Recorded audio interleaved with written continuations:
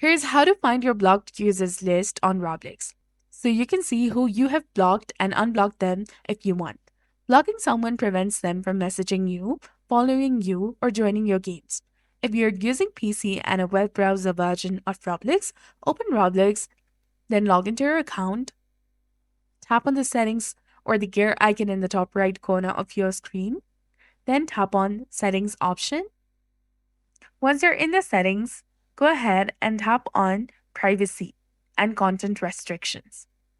Now, on this page, you will see the option of blocked users, that is between trading and inventory and account deactivation and deletion. Tap on blocked users option, and here you will see the list of people that you have blocked. As I have not blocked anyone, it is indicating no blocked users yet. But if you want to block someone, you can go ahead and find their profile first. Then tap on the three dots menu from their profile, and you will see the option of block user that is just below the follow option. Go ahead and tap on that, and this user will be blocked. That's it for this video. I hope you found this helpful. If you did, please like, share, and subscribe. Thanks for watching. We'll see you again in the next one.